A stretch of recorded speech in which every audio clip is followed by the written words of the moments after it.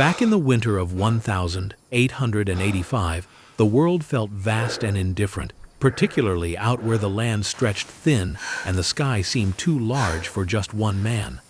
Thomas Benton knew that feeling intimately. His small cabin, huddled against the biting wind on a lonely ridge, was less a home and more a defiant thumb pressed against the indifferent scale of the prairie. He was a man carved from the same harsh wood as the land, weathered, solitary, and holding on to existence with a quiet, stubborn grip. He was 28, but the sun and wind had etched lines around his eyes that suggested more years wrestled from the earth. Handsome, folks in the few scattered settlements grudgingly allowed, but handsome in a way that spoke of solitude, like a mountain peak seen only from afar. He had come here 2 years ago, after the fever took his wife and unborn child within a week of each other. The town, with its pitying glances and well-meaning but hollow words, had become unbearable. He sold what little they had, bought this remote claim, and set about the arduous task of building a life out of rock and dust. It wasn't much of a life.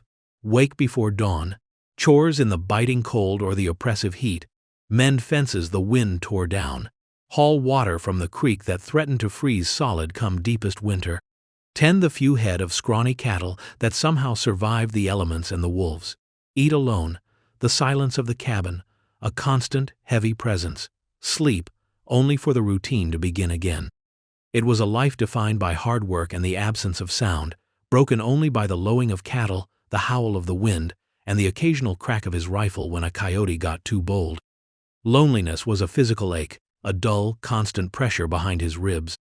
It wasn't just the lack of another person, it was the lack of purpose beyond mere survival, the absence of shared laughter, shared worry, shared silence that wasn't empty. He carried his grief like a stone in his gut, heavy and unyielding. He rarely went into town, maybe once a month for supplies, enduring the stares and the strained conversations. He was the man who had lost everything, the one who ran away to bury himself on the edge of nowhere. And he let them think it, because maybe it was true. His hands were rough, scarred by rope and wood. His face was usually shadowed by the brim of his hat, his eyes squinting against the sun or downcast against the wind. He spoke little, even to himself. The cabin was sparse, clean but bare, reflecting the man who lived there, functional, stripped down to the essentials, no room for softness or unnecessary comfort. A narrow cot, a rough-hewn table and chair, a small stove, a few shelves holding dented tins of beans and flour. The only hint of another time was a small, tarnished silver locket he kept tucked beneath his shirt, pressed against his skin. He had built walls around himself, thick and sturdy as the logs of his cabin. Walls against the past, against pity, against any flicker of hope or vulnerability that might let the pain back in. He existed, he survived, he endured, but he didn't live, not in the way that mattered. He was a ghost haunting his own life, the vast prairie swallowing his lonely echo. This was his stasis, his self-imposed prison, carved out of grief and the unforgiving landscape. It was late afternoon when he found her. He had been tracking a stray calf near the western edge of his claim, where the land sloped down into a shallow canyon choked with scrub oak and juniper. The wind was picking up, carrying the scent of distant rain. He spotted the calf near a cluster of gnarled ancient trees, and then he saw her. Tied to one of the sturdiest oaks, arms bound above her head, ankles lashed together at the base of the trunk. A woman. His heart hammered against his ribs, a sudden, unfamiliar panic flooding him. Who would do this, out here? He approached cautiously, rifle held loosely in his hand, scanning the brush for any sign of movement. Silence, save for the rising wind that whipped her dark hair around her face. As he got closer, he saw she was Navajo. Her traditional dress, usually vibrant, was torn and dusty. Her head was bowed, but as he stopped a few feet away, she slowly lifted her face. And he froze. She was the most beautiful woman he had ever seen. Not just the symmetry of her features, the high cheekbones, the delicate jawline, the straight line of her nose. It was the raw, untamed beauty that shone from her, even in this state. Her eyes, dark and deep like a desert night, were wide with a mixture of fear and defiance. There was a cut above her brow, dried blood streaking her temple. Pinned to the tree just above her head was a rough piece of wood with words burned into it. He squinted, the light failing. Only the pure deserve to live. A cold knot formed in his stomach. This wasn't banditry or simple cruelty. This was something darker, uglier. A judgment, a declaration of hate. He lowered his rifle slightly. "Hey," he said, his voice rough from disuse. She flinched, her eyes darting to him, assessing. The defiance remained, but the fear was palpable. She didn't speak, her mouth dry and cracked. He took another step closer. "I'm not gonna hurt you." She watched him, her chest rising and falling with ragged breaths. He could see the raw rope burns on her wrists. How long had she been here? The sign. Only the pure. Who deemed themselves judge and jury out here? White settlers? Religious fanatics? He'd heard whispers in town, ugly sentiments about the savages, but nothing like this. He reached for his knife, sheathing his rifle. "I'm gonna cut you loose." Her eyes widened slightly, a flicker of something unreadable in their depths. Relief? Suspicion? He couldn't tell. He moved behind her, carefully avoiding contact, his hands finding the rough ropes. They were tied tight, clearly meant to hold. As he sawed at the binds, he noticed how thin her wrists were, the skin chafed and raw. The ropes parted with a final snap. Her arms fell, and she stumbled forward, collapsing to her knees at the base of the tree, gasping, clutching her raw wrists. He knelt beside her, keeping a respectful distance. "You all right?" He knew it was a foolish question. Of course, she wasn't all right. She nodded slowly, her dark hair falling around her face, shielding it. She didn't look at him. He felt a strange pull, a reluctant instinct to offer aid. It went against the walls he had built, the isolation he had cultivated. But leaving her here was unthinkable. Tied to a tree with a message of hate nailed above her head. "Can you walk?" he asked. She pushed herself up slowly, wincing, testing her legs. She swayed slightly, clutching the tree trunk for support. She was unsteady, weak. "Come on," he said, standing up. "My cabin's not far. You need water, food, somewhere safe." She hesitated, her gaze finally meeting his, those dark, assessing eyes. He saw the question in them, the inherent mistrust of a stranger, especially a white man, out in this desolate place. He met her gaze steadily, trying to convey sincerity, absence of threat. "It's getting cold," he added, nodding towards the darkening sky and the wind that clawed at them both. She looked from him to the horizon, then back to the tree, the hateful sign a stark silhouette against the fading light. Whatever her predicament, whatever made her an outcast, this place was death. Slowly, reluctantly, she nodded. He retrieved his rifle, scanning the surroundings once more. Nothing moved but the trees and the tall grass bending in the wind. He motioned for her to follow, keeping a few paces ahead, his senses on high alert. She walked with a visible effort, limping slightly. He slowed his pace to match hers, glancing back occasionally to make sure she was still there. The silence between them was thick, heavy with unspoken questions and deep-seated wariness. Who was she? What had she done, or what did they think she had done, to warrant such a cruel judgment? And who were they? The sign hinted at a group, not just a lone madman. A chilling thought settled over him. They might come looking for her. They reached his cabin as the last light bled from the sky. He opened the door and stepped aside. She hesitated on the threshold, looking into the dim, Spartan interior. It wasn't welcoming, but it was shelter. After a moment, she stepped inside. He closed the door, barring it more firmly than usual. The small space felt suddenly crowded, charged with her presence, her vulnerability. He moved to the stove, rekindling the low fire. "Sit down," he said, indicating the single chair at the table. She remained standing near the door, her eyes scanning the cabin, missing nothing. He poured water into a tin cup from the bucket he kept by the stove and offered it to her. Her hand trembled as she took it, but her grip was surprisingly strong. She drank slowly, deliberately, her throat working. He watched her, observing. She was young, maybe early 20s. Her hair, once unbound, was long and thick. Her features were fine, though smudged with dirt and dried blood. There was a stillness about her, a composure that belied her ordeal, broken only by the slight tremor in her hands and the tension held in her shoulders. After she finished the water, she handed the cup back. "Ahihi," she said softly. He blinked. "Navajo. Thank you." He hadn't expected her to speak English, or any English at all, He nodded, taking the cup. "You're welcome." Silence descended again. He busied himself preparing a simple meal, heating beans in a pot, slicing some dried jerky. He set a plate on the table, motioning for her again to sit. This time she complied, moving stiffly.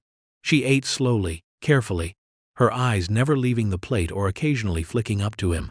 She still seemed guarded, assessing. He ate his own meal, sitting across from her, the table small enough that their knees almost touched. He felt awkward, unsure of what to say or do. He was used to solitude, to the absence of another's presence. This intrusion, however necessary, felt jarring, disruptive, and yet the cabin didn't feel quite as empty. When they finished, he cleared the dishes. "You can sleep on the cot," he said, gesturing to the narrow bed against the wall. "I'll take the floor." She looked at the cot, then at him, more unspoken questions in her eyes. Was he safe? What did he expect in return? The world she clearly came from, and the world he knew on the frontier, weren't kind to women alone or women of her heritage. I won't harm you," he said, feeling clumsy and inadequate. "You're safe here." She held his gaze for a long moment. He saw a flicker of uncertainty, then perhaps a sliver of exhausted trust. She nodded, a small, almost imperceptible movement. She rose and went to the cot, sitting on the edge, her movements stiff. He laid out his bedroll near the door, keeping his rifle close. As he settled in, he watched her. She lay down fully clothed, facing the wall, her body tense. He doused the lamp, leaving the cabin in near darkness, illuminated only by the dying embers in the stove. The wind still rattled the walls. Sleep didn't come easily. Every creak of the cabin, every howl of the wind, sent a jolt of awareness through him. He listened to her breathing, shallow and uneven at first, eventually deepening into the rhythm of sleep. He lay there, thinking about the sign, about the cruelty, about the dark eyes that held both fear and fire. He didn't know anything about her, her name, where she came from, why she was targeted, but he knew he couldn't have left her. And now she was here, a responsibility he hadn't asked for, a disruption to his carefully constructed isolation. The next morning was colder. He woke before she did, rekindled the fire, and made coffee. She stirred as he moved about, sitting up slowly, watching him with that same quiet intensity. "Morning," he said simply. She nodded in return, her eyes still wary. She pushed herself off the cot, moving more easily than she had the night before, though she still favored one leg. He noticed her ankle was swollen. "Looks like you twisted it," he said, indicating her ankle. "I've got some liniment, might help." She looked hesitant. He went to a small shelf and retrieved a jar, setting it on the table. "It's just for aches and bruises," he explained. She studied the jar, then him.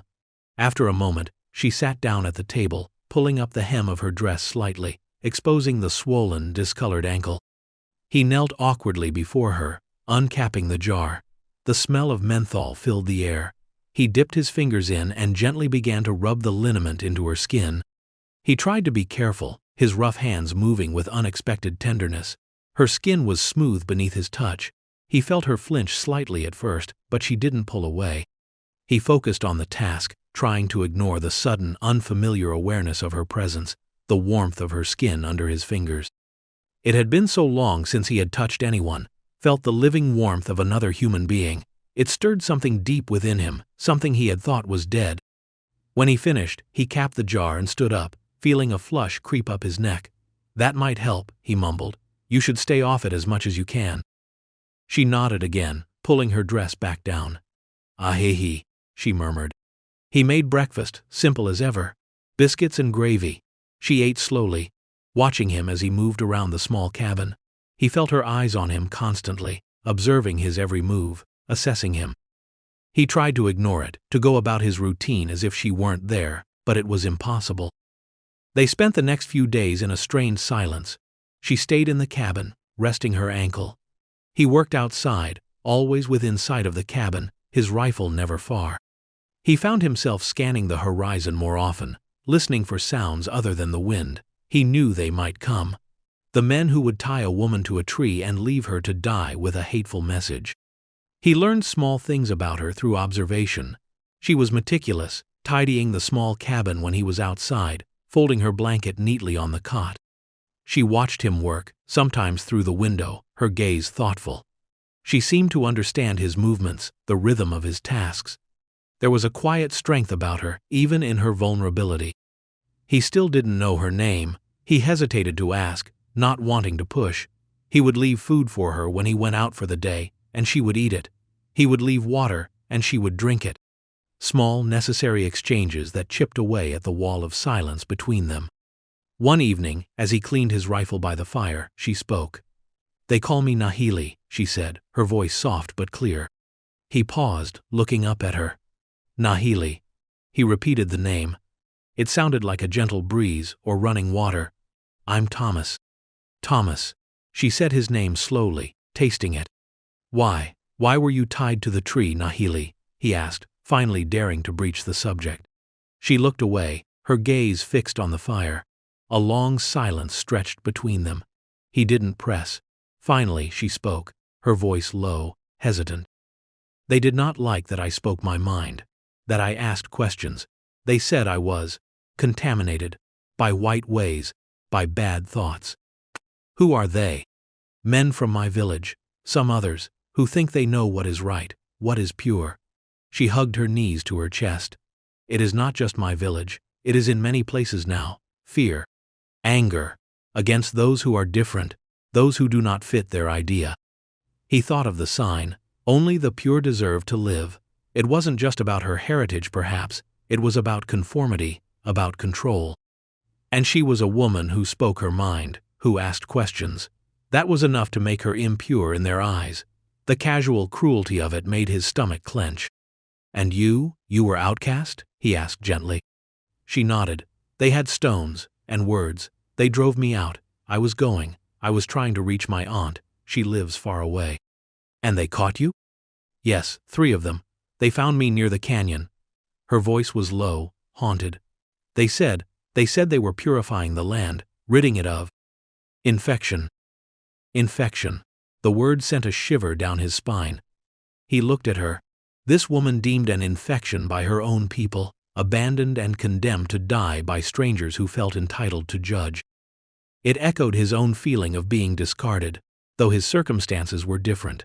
He had been cast out by grief, by the inability of others to look past his loss. She had been cast out by fear and hate. "I'm sorry, Nahili," he said, the words feeling insufficient. She looked at him then, her dark eyes searching his face. "You cut me down," she said. "You brought me here. You gave me food, shelter."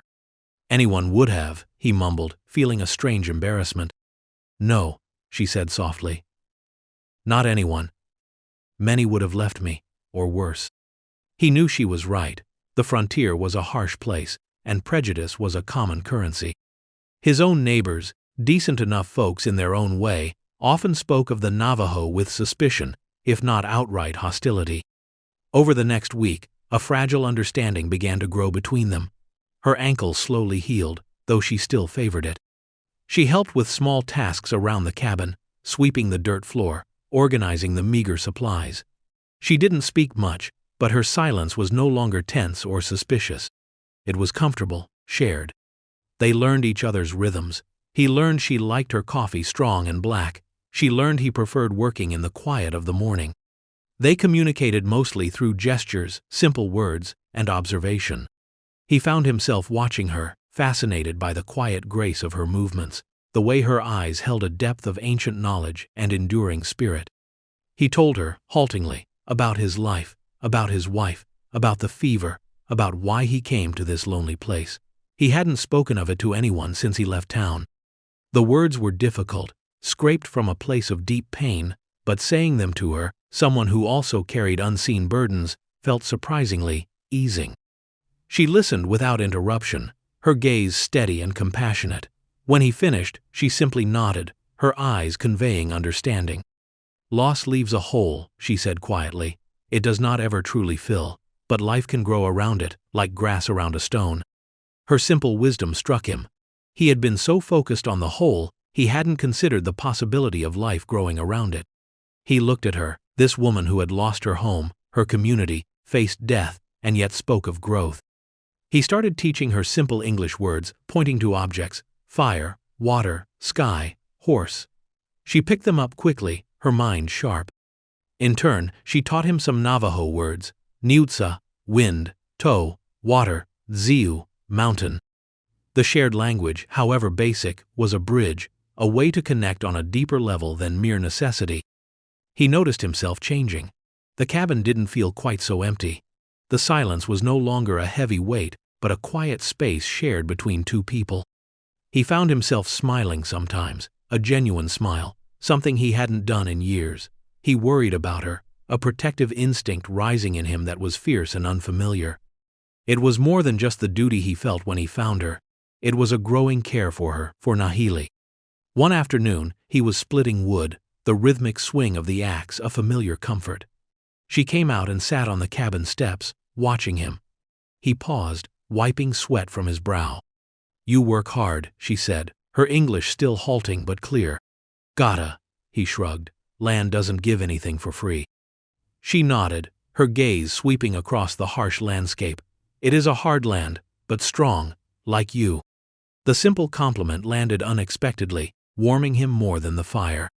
He looked at her, really looked at her, seeing not just a vulnerable woman he had rescued, but a person of resilience, strength, and quiet beauty. He saw the way she carried herself, the calm in her eyes despite everything. Their connection deepened, forged in shared vulnerability and quiet understanding. He knew the risk of keeping her. If those men came looking, his isolation wouldn't protect him. They would see him as a sympathizer, maybe worse.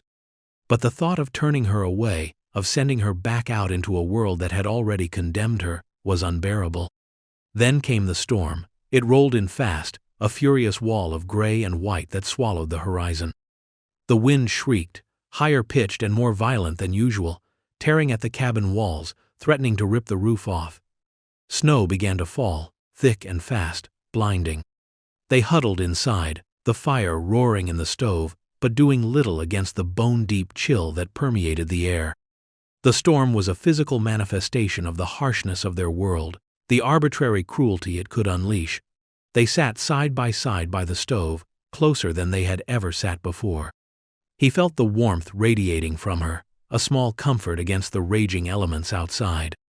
As the storm intensified, a crash made them both jump. Something had hit the side of the cabin, then another, and another, not the wind, not ice. Stones. Thomas went to the small, iced-over window, peering out. Through the swirling snow, he saw dark shapes moving. Men on horseback, cloaked against the weather. They had found her. His heart hammered, a cold dread seizing him.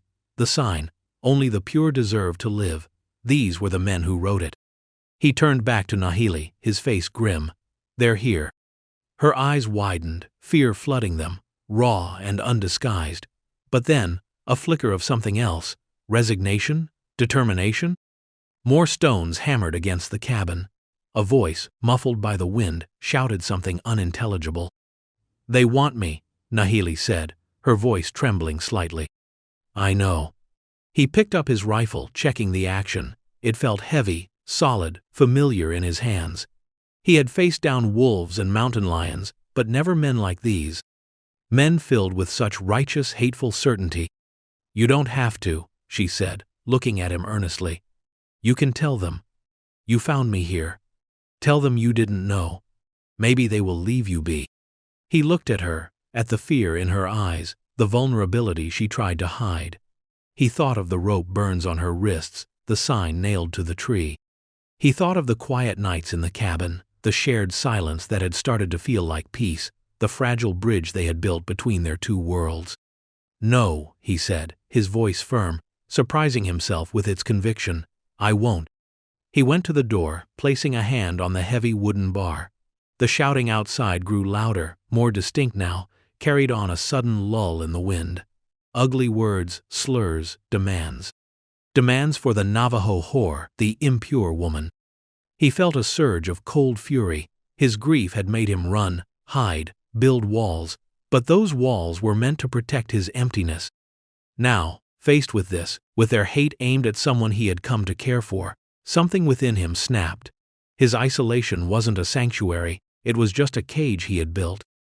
And they were trying to break into it, not to offer him solace, but to take something precious away. He unbarred the door. Nahili cried out his name, a sharp, frightened sound. He pushed the door open just enough to step out onto the small porch, the wind immediately tearing at his clothes, the snow stinging his face. The figures on horseback were closer now, indistinct shapes in the blizzard, but he could make out the glint of steel. There were 5 of them. "Get out," he yelled, his voice swallowed by the wind and snow but carrying his intent. One of the riders spurred his horse closer, stopping about 50 feet away. He was a big man, heavily bundled, his face mostly obscured by a scarf. "We know you got her, Benton," he shouted back, his voice rough. "Hand over the Injun woman." "She's not hurting anyone," Thomas yelled, gripping his rifle. "She's an abomination," another voice screeched from the group. "An impurity on this land." The sign was clear. "I don't care about your damn sign," Thomas shouted, raising his rifle slightly. "Get off my land." The leader laughed, a harsh, ugly sound in the storm. "Your land? You think you own the purity of the Lord's earth, Benton? She's coming with us." "No, she's not." Thomas felt strangely calm now, the fear replaced by a cold, resolute anger. He wouldn't let them take her. Not after everything. Not after he had found her, had brought her back to life, however tentatively. The leader dismounted, drawing a pistol. The others stayed on their horses, spreading out slightly. "Last chance, Benton. Step aside, or get purified yourself." "Go to hell," Thomas said, aiming his rifle. The leader fired. The shot cracked through the storm, loud and jarring. Thomas felt a searing pain in his side and stumbled back, but he squeezed his own trigger in return. His rifle roared, the recoil jarring his shoulder. He saw the leader stagger back, clutching his arm. Chaos erupted. The other riders started firing, their shots kicking up snow and splintering the porch railing. Thomas ducked back inside the cabin, slamming the door shut. "Thomas." Nahili was by his side instantly, her face pale with fear. She saw the blood staining his side. "You are hurt." "It's all right," he gritted out, pressing a hand to the wound. It was shallow, painful, but not deep. He needed to think. He couldn't fight 5 armed men in an open shootout, not wounded, not with her inside. The cabin was sturdy, but it wouldn't hold up forever against sustained gunfire. They needed a plan. "Back way," he said, pointing towards the rear wall. There was a small, rough-cut opening, barely big enough for a window, used for ventilation in the summer. "Outside? In the storm?" Nahili questioned, her eyes wide. "It's the only way," he insisted. "They'll expect us to stay put. We go out the back, maybe we can circle around, get away." Gunfire hammered against the front of the cabin, wood splintered. They didn't have much time. "Go," he urged, pushing her towards the opening. She hesitated for only a second, then scrambled through the narrow gap. Thomas followed, wincing as the movement aggravated his wound. They dropped into the deep snowdrifts on the other side of the cabin. The wind was even fiercer here, swirling the snow into a whiteout. Visibility was almost zero. It was brutal, but it was also their cover. "Stay low," Thomas shouted over the wind, pulling Nahili along. He knew the terrain around his cabin intimately. There was a small copse of pine trees a little ways off, offering some shelter. They moved fast, stumbling through the drifts, the snow soaking their clothes. The sound of gunfire from the cabin faded slightly, muffled by the storm. They were still focused on the front. They reached the pines, huddling together against the wind. Thomas was breathing hard, the cold air burning his lungs, the pain in his side a dull throb. Nahili was shivering, her teeth chattering. "Which way?" she whispered, looking at him. "South," he said, pointing. "Towards the canyon. There's a cave I know. It's hidden. Can wait out the storm there." It was a risk. The canyon was rough country. But it was the opposite direction from the likely approach of the men, and the storm made tracking them nearly impossible. They set off again, pushing through the blizzard. It was a brutal trek. The wind clawed at them, the snow clung to them like a shroud. Thomas, weakened by his wound and the cold, found himself leaning on Nahili occasionally. She, despite her injured ankle and the ordeal she had already suffered, moved with surprising strength and resilience. She knew the land, knew how to navigate by instinct even in the white chaos. They reached the rim of the canyon, a dizzying drop hidden by the swirling snow. Thomas knew the path down, a narrow, winding trail only he used. Finding the cave in this weather would be hard, but they had to try. "Careful," he warned, leading the way down the slippery, snow-covered path. The descent was treacherous: loose rock, hidden ice, the blinding snow. At one point, Thomas slipped, cried out as the pain in his side flared, and would have fallen if Nahili hadn't grabbed his arm, her small hand surprisingly strong. "You all right?" she asked, her eyes filled with concern. "Yeah," he gasped, righting himself. "Just watch your step." She kept a firm grip on his arm as they continued down, her presence a steady anchor in the disorienting storm.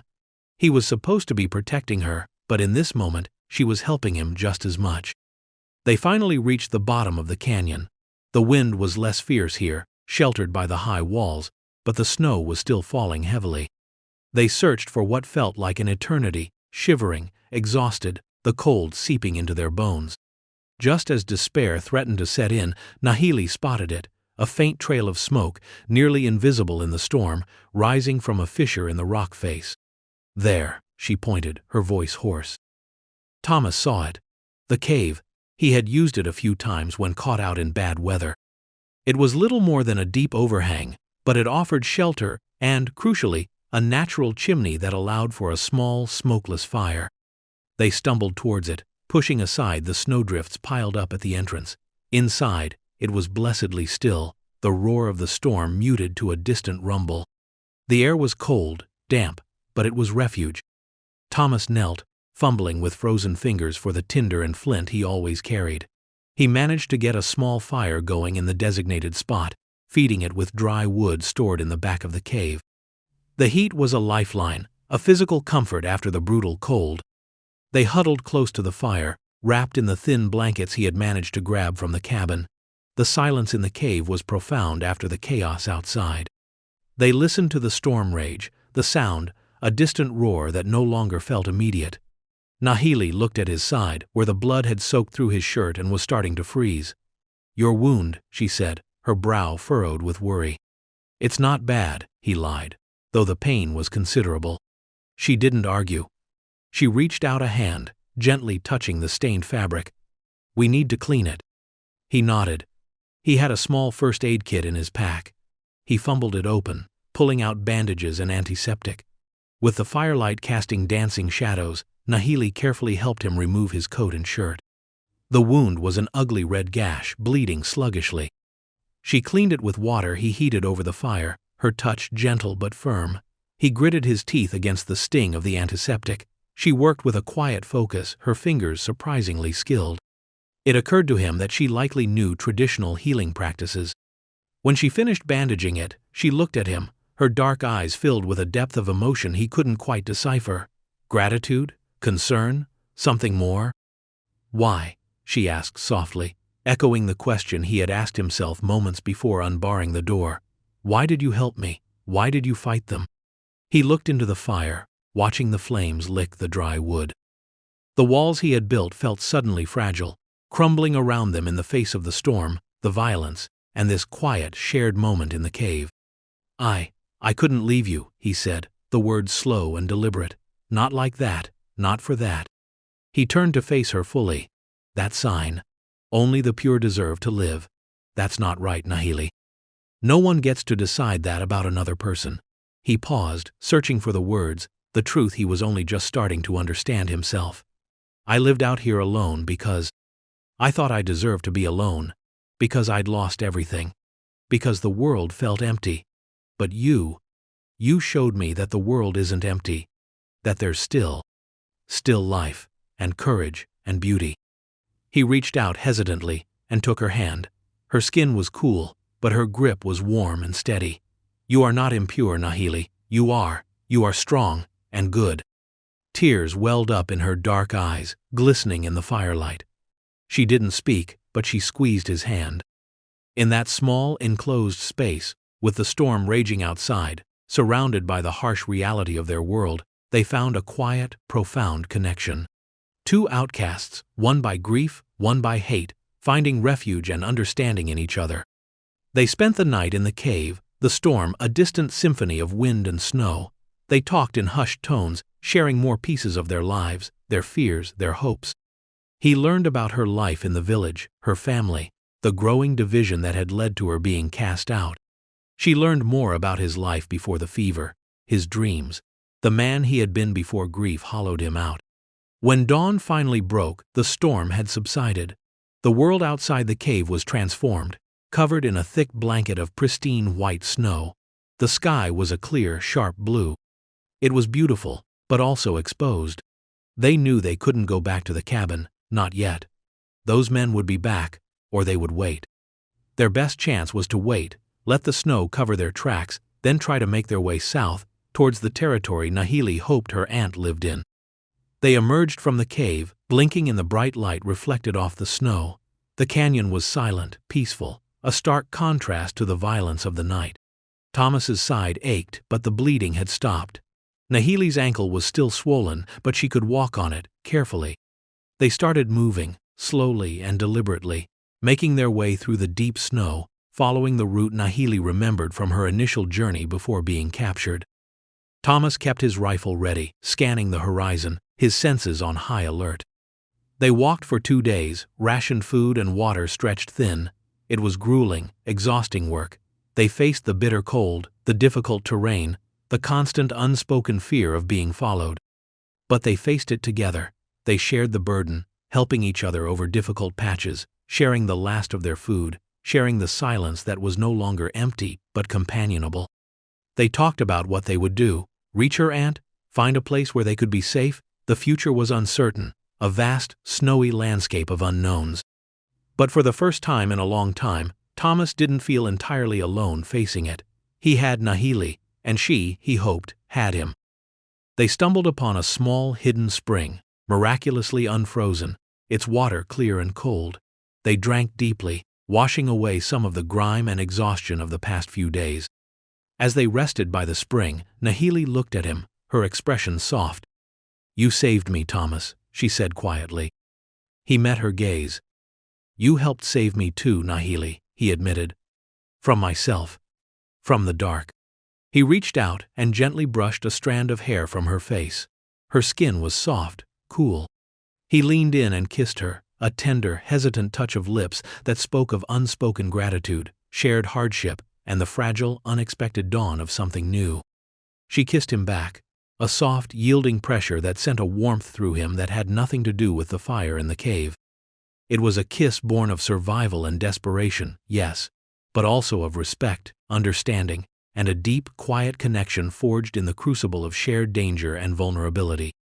In that moment, under the vast, clear sky, surrounded by the silent, snowy wilderness, they were not a grieving widower and a Navajo outcast. They were just Thomas and Nahili, two people who had found each other against all odds, clinging to a fragile hope in a world that had tried its best to break them. They knew the journey wasn't over. The men who had hunted Nahili were still out there. Finding her aunt, finding a safe place, would be difficult. But as they stood there by the spring, hand in hand, looking out at the immense, unforgiving landscape, it didn't seem quite as daunting. They weren't pure, not in the twisted sense of the men who judged them. They were flawed, scarred survivors, but together they were strong. And in the vast, lonely world, they had found something precious: belonging. The journey towards healing had begun, not in forgetting the past, but in building a future together, step by careful step, across the wide, white prairie. Resilience, born from loss, found strength in unexpected connection, challenging the harsh judgments of the world with the quiet power of acceptance and understanding.